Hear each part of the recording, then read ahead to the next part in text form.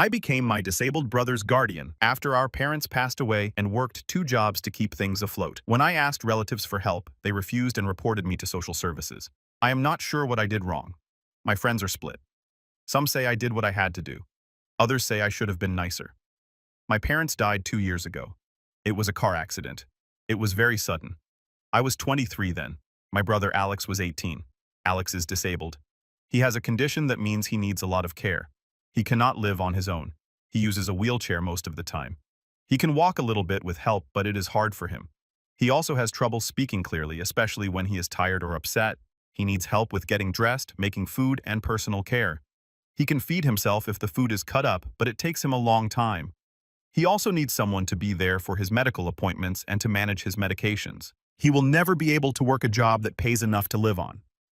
When our parents died, I became Alex's legal guardian. There was no one else. Our other family lives far away, or they are too old. I was still in school at the time trying to finish my degree. I had to drop out. There was no money left after the funeral costs and paying off some of their debts. My parents did not have life insurance. Their house was a rental, so we had to move. I found a small apartment. It is not great. It is on the ground floor, so Alex can get in and out with his chair. That is the main good thing about it. I worked 2 jobs to pay for our rent, food, Alex's medical supplies, and everything else. My first job is at a grocery store during the day. I stock shelves and work the cash register. It pays minimum wage. My second job is cleaning offices at night. I usually work from 7 p.m. to 11 p.m., sometimes later if it is a big office. I get home very late. I am tired all the time. Alex gets lonely. During the day when I am at my first job, he is mostly alone. We have a support worker who comes for 2 hours, 3 days a week. That is all we can afford from the government disability money he gets. It is not much. The worker helps him with his lunch and some basic exercises. The rest of the time, he watches TV or plays games on his tablet. Before my parents died, they were very close to their friends Carol and Rob. Carol and Rob are Alex's godparents. They were always around when we were kids. They promised my parents they would always look out for Alex. They said it many times. Don't worry. They would tell my mom, if anything ever happens to you, we'll make sure Alex is taken care of. My mom and dad believed them. I believed them too. After the funeral, Carol and Rob were sad. They helped a little bit with sorting some of my parents' things. They brought over food a few times. Then they started to visit less. They said they were busy with work. They have their own kids who are grown up and have left home. They live in a big house about 30 minutes away from us. They are comfortable. Rob has a good job as a manager at a company. Carol does volunteer work.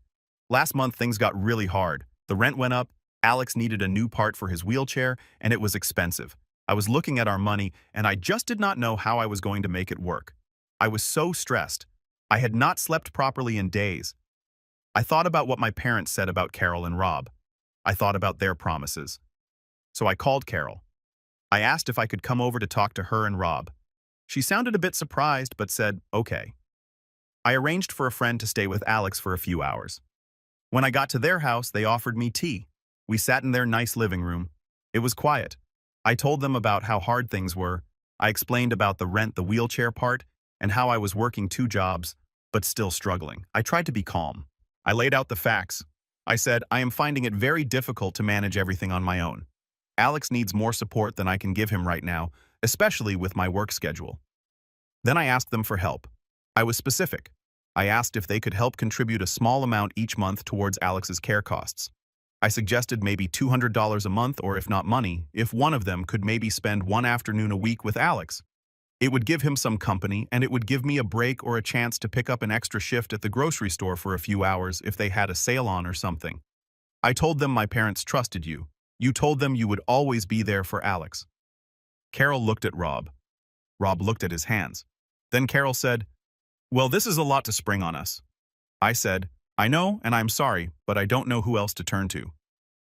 Carol then got a strange look on her face. She said, you know your parents would want you to stand on your own 2 feet. You are an adult now. You know it sounds like you are trying to use guilt to get us to pay for your responsibilities. I was shocked. I did not expect that at all. I said, that is not true. I am not trying to use guilt. I am just stating a fact. You made promises and I am doing everything I can. Being an adult doesn't magically create more money or more hours in the day. Rob then spoke up. He said, we have our own lives to think about, our own retirement. We helped you when your parents died. We did our part. He said it very flatly. I felt my face get hot. I said, your part. What about Alex's part in your life? He is your godson. He misses you. He asks about you. Carol then said louder this time, don't you try to manipulate us with Alex. It is your job to look after him. We have sympathy. Of course we do. But you are a young woman. You should be able to manage. Maybe you need to budget better or find a better paying job. I stood up. Then I said, budget better, a better job. Do you have any idea how hard it is out there? I am doing everything I can. I came here asking for a little help, not for you to criticize me. My voice was shaking a little, but I did not yell. Carol stood up too. She said, I think you should leave. You are being very disrespectful. We were good friends to your parents. We don't deserve to be spoken to like this in our own home just because you can't handle your life. I picked up my bag. I said, fine. I understand. You have made your position very clear. I walked to the door.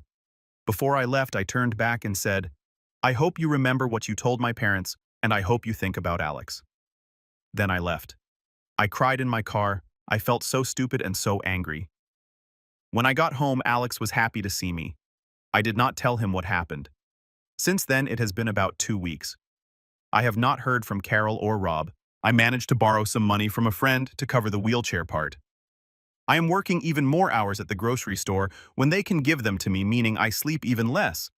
My friend who I borrowed money from says I was right to ask them and that they are terrible people. Another friend said I should have been more grateful for their past help and not brought up the promises because it made them defensive. She said I might have gotten some help if I had been more humble. So Reddit Aita for asking them for help and for how I reacted when they said no and accused me of using guilt.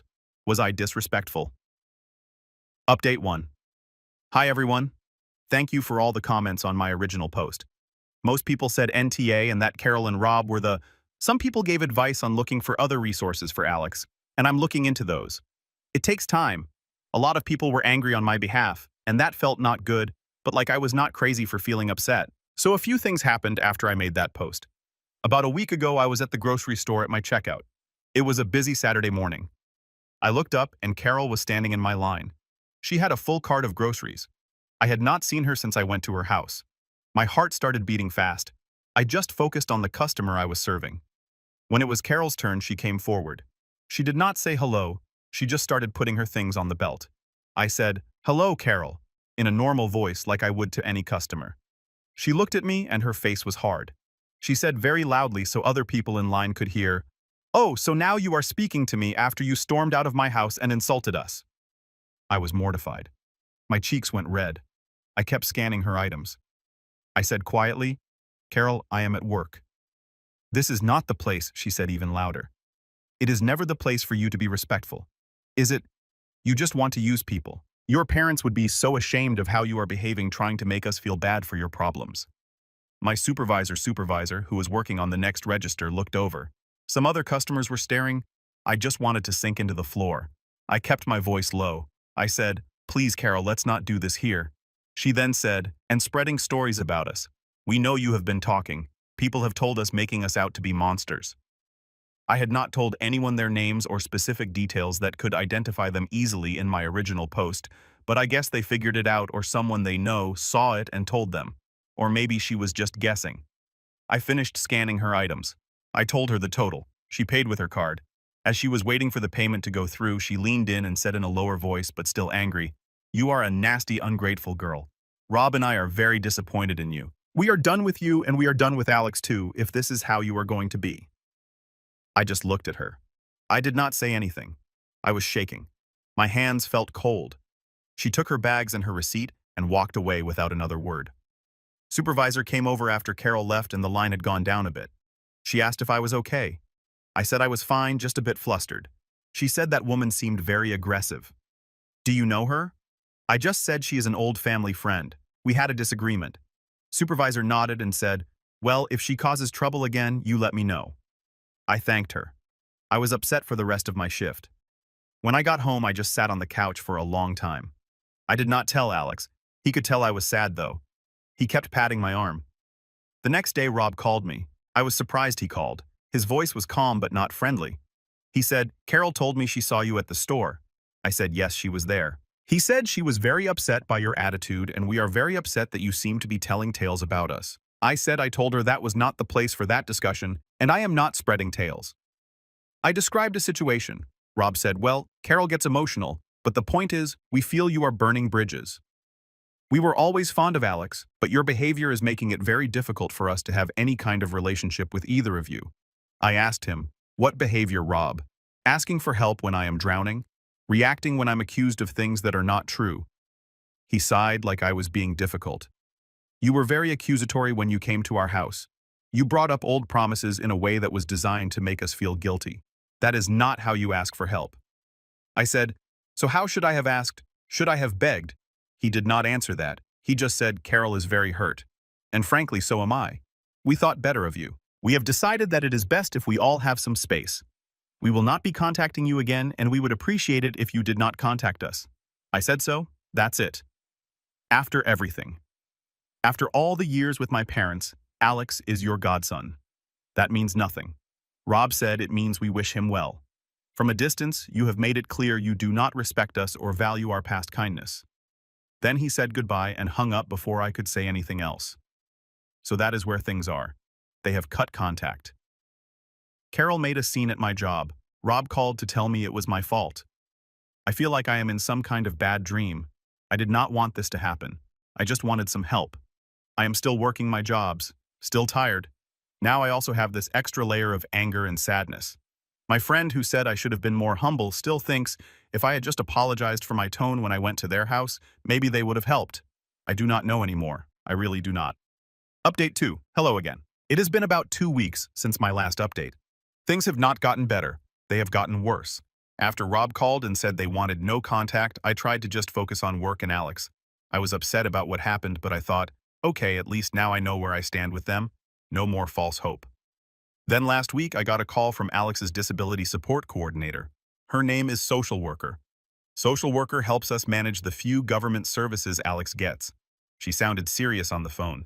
She said she needed to schedule a home visit because they had received an anonymous report expressing concerns about Alex's well-being and care. My stomach dropped. I asked her what kind of concerns. Social Worker said the report mentioned that Alex was often left alone for long periods, that he was not getting proper nutrition, and that his living environment was neglectful. I was horrified. I asked Social Worker if she believed this. She said it was their policy to follow up on all reports, but she also said that in her interactions with me and Alex, she had not had those concerns. Still, she had to come and do an official assessment. The visit was scheduled for 2 days later. I was a wreck. I cleaned the apartment even though it was already clean. I made sure we had good food in the fridge. I was so scared they would find some reason to say I was not a good caregiver. Alex could tell I was stressed. He kept asking if I was okay in his way. I told him everything was fine, but he knew. When Social Worker came, she was professional. She looked around the apartment. She talked to Alex alone for a bit with me just out of earshot, but in the same room. She looked at his medication, his food supplies, his wheelchair. She asked me about my work schedule and how Alex manages when I am not there. I explained about the support worker who comes and how my friend sometimes checks in on him. I showed her my work schedule. I told her I was doing my best. I was honest that it was hard, but that Alex was my priority.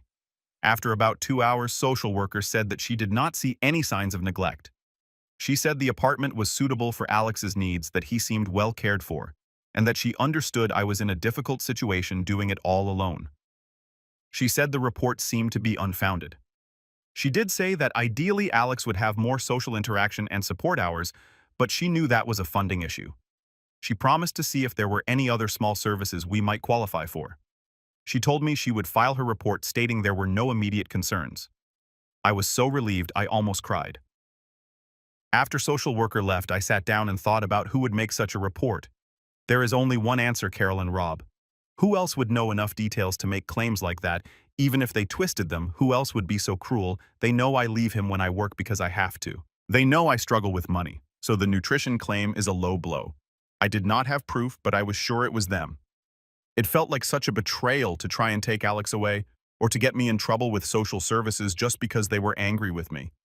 It is one thing to refuse to help. It is another thing to actively try and harm us. A few days after Social Worker's visit, I was talking to an old neighbor of my parents. Neighbor. She still lives on their old street. She is elderly, but very sharp. She sometimes calls to check in. I told her vaguely that I was having some issues with some people. She then said, "Is it Carol and Rob, dear? I saw Carol at the shops the other day. She did not look happy to see me, and she said some rather unpleasant things about you." I asked what Carol had said. Neighbor said, "Oh, just that you were being very demanding and that you were not coping well since your parents passed. She said you were blaming everyone else for your problems and that you were making Alex's situation sound worse than it was to get sympathy and money. She even said she was worried about Alex being with you. It was quite nasty. I told her I did not believe a word of it, that you were a good girl doing her best. So now they are not just reporting me to officials. They are spreading rumors and bad-mouthing me to people who knew my parents, people I have known my whole life." I was so angry. I wanted to call them and scream. But I thought about what Rob said on the phone about me burning bridges and making it difficult. If I called them angry, they would just use it as more proof that I am unstable or aggressive. So I did not call them. Instead, I wrote everything down: what happened at their house, the scene Carol made at my work, the phone call from Rob, the report to Alex's support coordinator, what neighbor told me. I put dates and times as best as I could remember. My friend said it is good to have a record if they keep escalating. I also called social worker Alex's support coordinator back. I thanked her for her professionalism. I then told her that I suspected Alex's godparents, Carol and Rob. I gave her their names were behind the anonymous report due to a recent falling out where I had asked them for help and they had refused and become hostile. I told her about Carol at my workplace and the rumors. Social worker listened patiently. She said she could not confirm who made the report due to confidentiality, but she noted my concerns. She said if any more reports came in, this context would be useful. I feel like I am constantly looking over my shoulder now. What will they do next? It is a terrible way to live. I am trying to find a new job, a better one, but it is hard with my schedule and needing to be there for Alex. The stress is making me tired all the time. Alex notices. He tries to cheer me up, but it is hard to pretend everything is okay. This is not the life I wanted for him or for me. Update 3. It has been 3 weeks since my last update. The situation with Carol and Rob has gotten even worse. I did not think it could, but it has. After I found out they were spreading rumors and likely made the false report to Alex's disability services, I decided to try and create some distance. I focused on my work and Alex. I started to document everything. Like I said about 2 weeks ago, I was at home with Alex on a Sunday afternoon. It was my day off from the grocery store, and I did not have any office cleaning scheduled. We were watching a movie. Someone started banging on our apartment door. Not knocking, but banging hard. Alex got scared. He does not like loud noises. I went to the door and looked through the peephole. It was Carol, and Rob was standing behind her a bit back. My heart sank. I did not want to open the door. The banging continued. Banging? Carol started shouting, "I know you are in there. Open this door. We need to talk about Alex." Other people in our apartment building started opening their doors to see what the noise was. I was embarrassed. I felt I had no choice but to open it. Otherwise, she might cause even more of a scene, or someone would call the police thinking something bad was happening. I opened the door a little bit, keeping the chain on. I said, "Carol, what do you want? You cannot come here shouting like this." She looked furious. Her face was red. She tried to push the door open more, but the chain held. She said, "Let us in. We need to see Alex. We are his godparents. We have a right to see him." Rob stepped forward then. He said, "Carol, calm down." But he did not look calm either. He looked angry too. He said to me, "We just want to make sure he is okay." After that report, we were worried. I could not believe he said that. "After what report, Rob?" I asked him. "The one you made," Carol yelled. "We did not make any report. How dare you accuse us? We are good people. We care about Alex, unlike you, who is clearly struggling to cope." Some of my neighbors were watching. I felt so exposed. I said, "You need to leave. You are upsetting Alex. He can hear you shouting." Alex had wheeled himself closer to the door behind me. He looked very frightened. He was trying to say something, but his words were jumbled because he was so upset. Carol saw Alex. Her voice changed slightly. It became a bit fake sweet. "Oh, Alex. Sweetie, are you okay?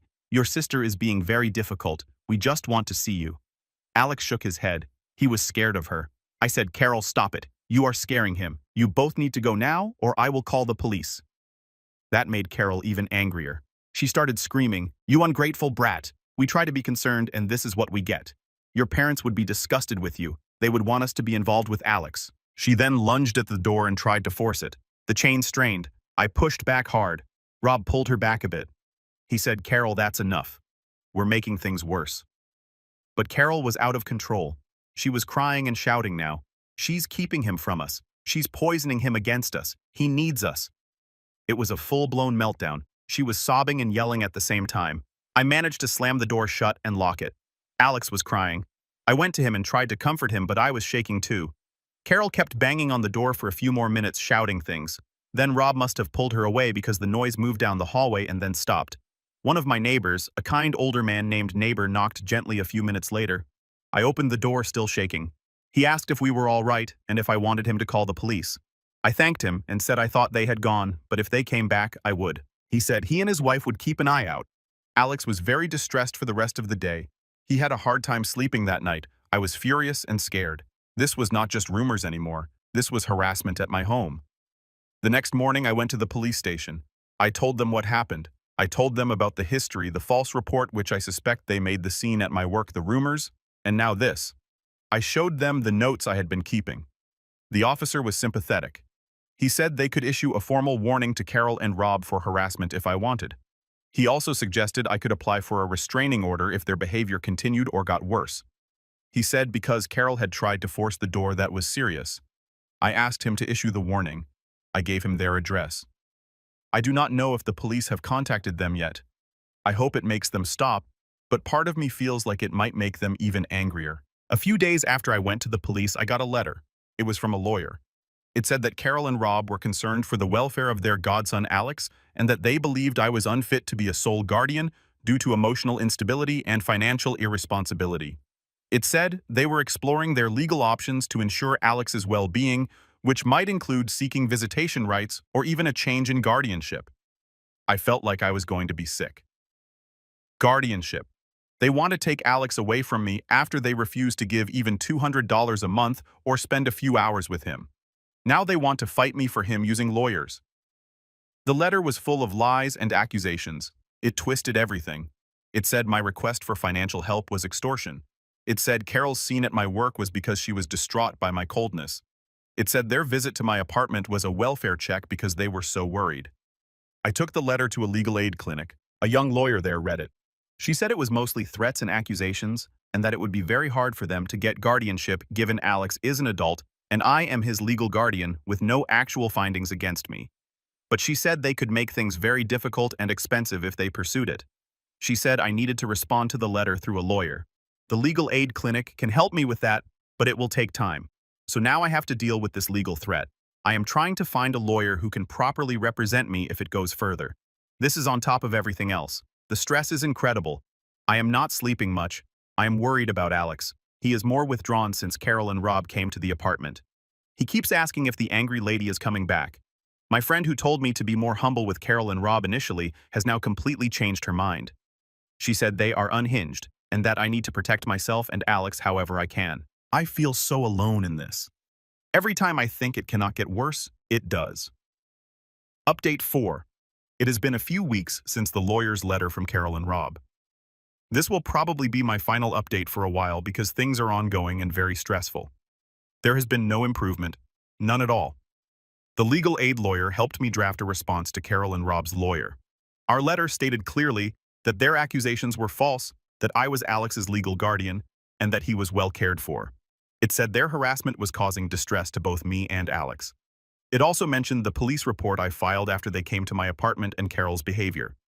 We stated that if they continued to harass us or make baseless legal threats, I would seek a restraining order. We sent that letter about 2 weeks ago. We have not had a formal reply from their lawyer yet. But Carol and Rob have not been quiet. Last week, Rob showed up at my evening job, the office building where I clean. He waited for me of the parking lot when I was leaving around 11:30 p.m. It was dark. I was walking to my car. He stepped out from between 2 parked cars. I was so scared I almost screamed. He said, "We need to talk without lawyers." Without yelling, I said, "No, Rob. We have nothing to talk about. You need to leave me alone. You are not supposed to be here." I started to walk faster towards my car. He followed me. He said, "You are being unreasonable. Carol is a wreck. You have done this to her. She loves Alex." I got to my car and quickly unlocked it. I said, "She has a terrible way of showing it, and you both have a terrible way of respecting my decisions and my boundaries. Stay away from me and my brother." He tried to grab my arm as I was getting into the car. He said, "Just listen for a minute." I pulled my arm away hard. I yelled, "Get away from me." I jumped in my car, locked the doors, and started the engine. He banged on the window once, then stepped back as I drove off. My hands were shaking so much I could barely steer. When I got home, I called the police again. I told them Rob had confronted me at my work in the dark and had tried to grab me. They asked if I was hurt. I said no, but I was scared. They said they would log the incident and that it added to my harassment claim. They again suggested a restraining order. The next day, I spoke to the legal aid lawyer. She was very concerned. She said Rob's actions were a serious escalation. She is helping me apply for a restraining order against both Carol and Rob. We have a court date for a temporary order next week. I will have to go to court and explain what has been happening. I am terrified of this, but I know I have to do it. Alex knows something is very wrong. He sees how stressed I am. He is quiet and sad a lot. He draws pictures of monsters, which he never used to do. I try to reassure him, but I think he understands more than I realize. His speech therapist said he has been more anxious in his sessions lately. Carol has also been trying to contact me. She has left several voicemails on my phone. I have not listened to all of them. The ones I did listen to were a mix of her crying, then yelling, then begging me to let her see Alex. She said I was cruel and heartless. She said my parents would never forgive me for keeping Alex from his loving godmother. She said Rob was only trying to talk sense into me and that I overreacted by calling the police on him. It is like she has a completely different version of reality in her head. I have blocked their numbers now, but she sometimes calls from no caller ID, so I have to pick up in case it is work or something about Alex. As soon as I hear her voice, I hang up. My supervisor at the grocery store supervisor has been very understanding. I told her a bit more about what was happening, that an old family friend was harassing me. She makes sure someone walks me to my car if I finish late. My night job supervisor was less understanding. He said he did not want drama at his workplace. I am worried he might try to find a reason to fire me if Rob shows up again. There is no good way to end this update. My hope of getting any support from them is long gone.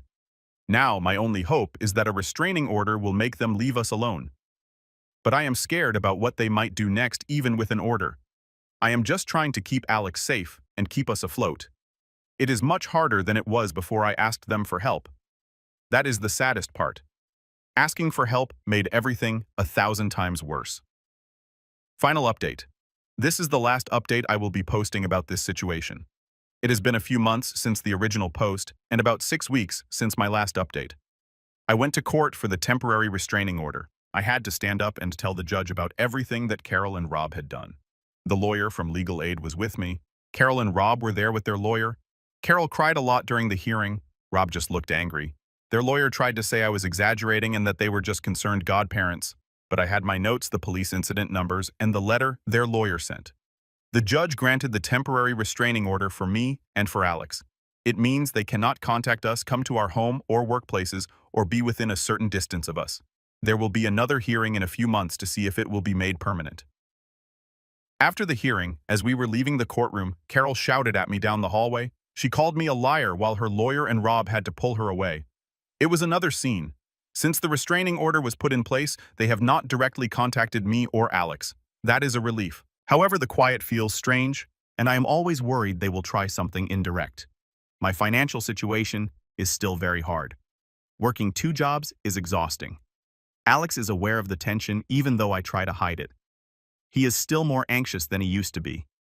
He asks about the angry people sometimes. I just tell him they cannot bother us anymore and that he is safe. I hope that is true. Thank you to everyone who offered support and advice in the comments on my previous posts. I appreciate it more than you know. I will not be updating further as I need to focus on moving forward, whatever that looks like now.